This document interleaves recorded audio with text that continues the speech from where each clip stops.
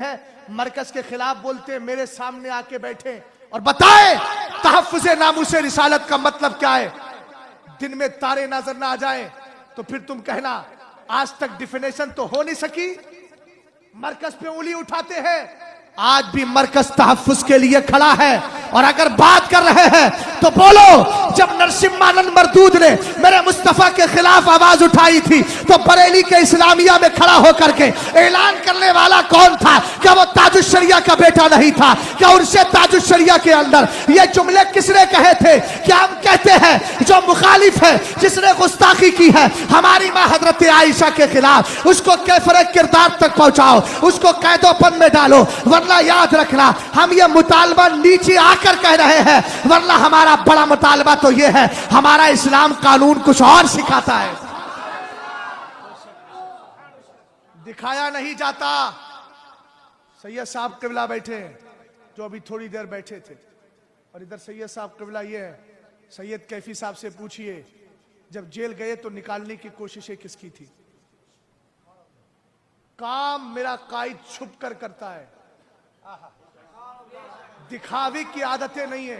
इस सीने के अंदर एक राज नहीं, बेशुमार राज मौजूद है। बेशक हुजूर कायदे मिल्लत, हुजूर कायदे मिल्लत, हुजूर कायदे मिल्लत, शहजादे हुजूर ताजुश शरिया। कितनी फिक्रें रहती हैं, हम लोग करीब रहते हैं, हमें पता है। खानकाहों को खंगाल के देख लो, सिर्फ दाल चावल का काम हो रहा है। समझ गए आप? देखो तो सही, हजरत अमीर माविया के खिलाफ बकवास होती है, कितनी खानकाहों ने आवाज उठाई पता है? हजरत अबू बकर सिद्दीक अकबर को जब मरदूद ने, आसिफ अलवी ने, पाकिस्तान के मरदूद ने, कमीने ने जब मेरे आका अबू बकर सिद्दीक अकबर को काफिर कहा, उर्से रज़वी में तकरीर करने वाला मैं ही तो था। यह बरेली का मरकज है, यह बरेली का स्टेज है। हिंदुस्तान में कहीं से भी कोई बकवास होती है उसका जवाब दिया जाता है। और मैं आपसे पूछना चाहता हूं, तुम्हें डिबेट करने वाले वो गुस्ताख तो नजर आते हैं, और मोहल्ले में बसने वाला वहां भी नजर क्यों नहीं आता? मियां गुस्ताखी अगर दाढ़ी टोपी वाले से होगी हम उसको भी अपने पैर की ठोकरों से मारेंगे, और अगर किसी उधर से होगी उधर को भी ठोकर से मार देंगे, और दुनिया वालों को बताएंगे ला उधर की गुस्ताखी बर्दाश्त है ना इधर की गुस्ताखी। भाई ये कौन सा आपने मेयार बना लिया है? दाढ़ी टोपी वाला सरकार के खिलाफ इल्मे गैब का इनकार करता रहे, मुर्दा कहता रहे, तुम उसके साथ ताल्लुकात भी रखो। यह कहां का तहफ्फुज़े नामूसे रिसालत है? यह तहफ्फुज़े नामूसे रिसालत नहीं है मियां, यह सिर्फ अपनी मफाद परस्ती है। अरे बोलो यार, अगर तुम्हारा बरेली के अंदर तुम्हारे बाप का दुश्मन हो और तुम्हारे पड़ोस में तुम्हारे घर के बराबर में बाप का दुश्मन हो, तो तुम बरेली वाले से दुश्मनी करोगे, पड़ोस वाले से नहीं करोगे? अरे यार, बाप का मुखालिफ तो दोनों है ना।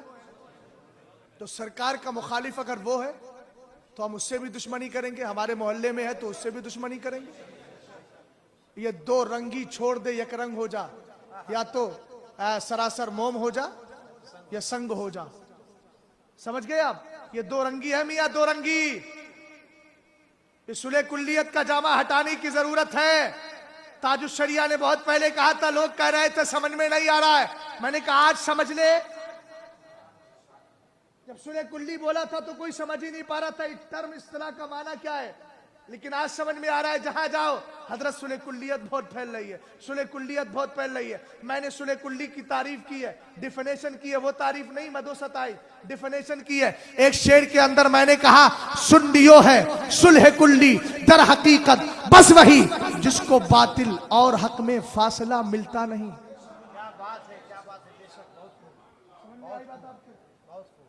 तहफ्फुज़े नामूसे रिसालत मस्जिद के इमाम से लेकर मिंबरों मेहराब से लेकर स्टेज तक सब मुहाफिज़े नामूसे रिसालत है। किसी को निकालने की कोशिश मत करो, सब मुहाफिज है। या तो ये बता दो, हम पे फतवा लगा दो कि हम मुहाफिज नहीं है। लोग कहते हैं आज तहफ्फुज़ का काम ही नहीं हो रहा है, दो चार बंदे कर रहे हैं। मैंने कहा जुमला बोलते हुए सोच भी लेते हो हमारा इस्लाम कितनी गहराई में जाकर के फतवे लगाता है। आसानी से फतवे लगाने वालों गौर करो, मुहाफिज़े नामूसे रिसालत अगर तुम्हारी मस्जिद का इमाम नहीं है तो नमाज पढ़ते क्यों है? और अगर मरकज नहीं है तो मरकज मानते क्यों हो? आला हजरत रदी अल्लाह ताला अन्हु ने बस एक जुमला बता रहा हूं आपको।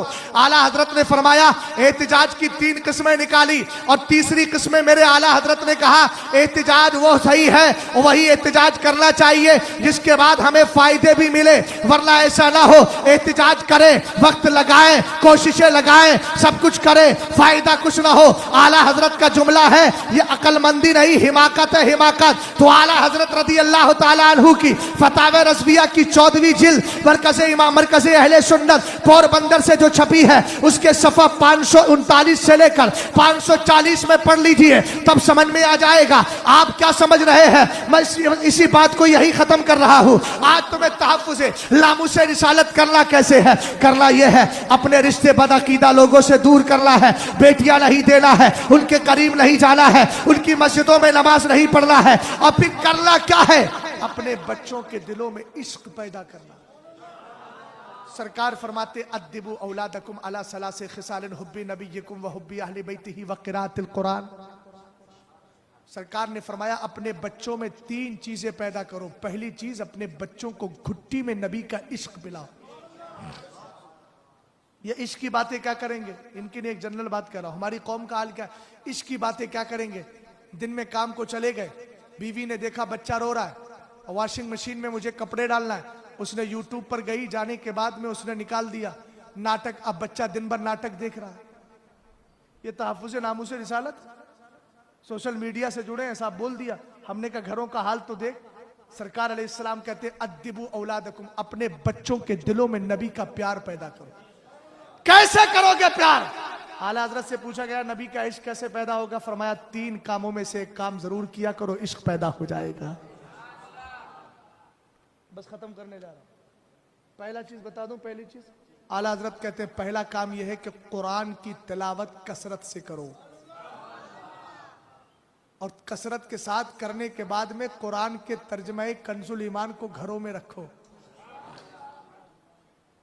जो आला हजरत से चिढ़ते हैं उनके यहाँ तर्जमा कंजुल ईमान नहीं मिलता, अशरफ अली का तर्जमा मिलता है।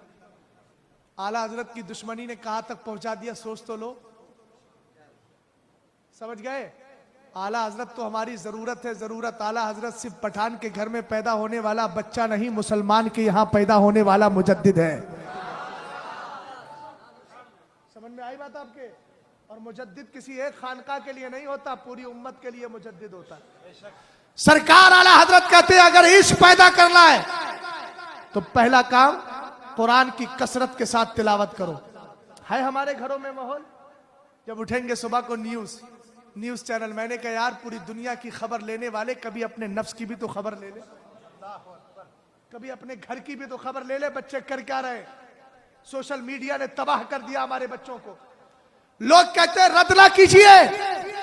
एक जगह मैं तकरीर कर रहा था, मैंने बदअकीदा का रद्द किया तो इमाम साहब मस्जिद के उठ के आए।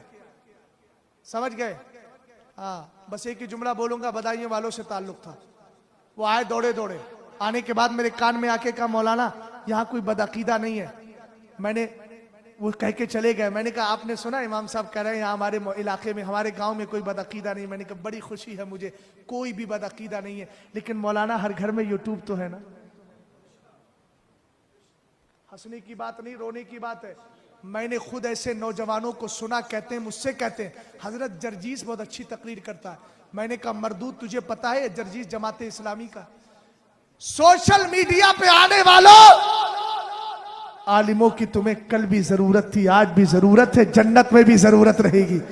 तुमने कैसे समझ लिया कि हम डिबेट सुन के दीन समझ जाएंगे?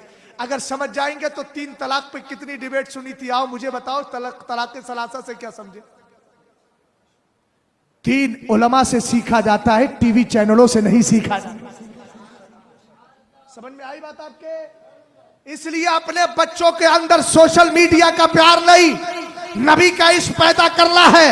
सुबह उठो, नमाज़े फजर पढ़ो, कुरान पाक खोल के बैठ जाओ, ताकि आपके बच्चे की आंख खुले तो उसके सामने आपका मोबाइल ना हो, मोबाइल की स्क्रीन ना हो, सोशल मीडिया ना हो, टीवी चैनल ना हो, उसकी स्क्रीन ना हो, बल्कि वो देख रहा हो मेरा बाप सूरह बकरा पढ़ रहा है, मेरा बाप सूरह यासीन पढ़ रहा है। सरकार आला हजरत कहते हैं दूसरा तरीका यह है इश्क़ रसूल पैदा करने का, अच्छी आवाज में मुस्तफा की नाते सुना करो, गानों की आवाजें घरों में ना आए। अपने घरों में टीवी चैनल नहीं, अपने घरों में यूं ही स्पीकर रखो, अपने मोबाइल के जरिए सरकार आला हजरत की नाते लगा दो। घर के अंदर आपके बच्चे के कान से किसी दुनियादार के तराने ना टकराए, मदीने के ताजदार की मधो 27 टकराती रहे। समझ में आई बात आपके? और ये आवाज आए, हबीबे खुदा का नजारा करूं, दिलो जान उन पे निसारा करूं मैं।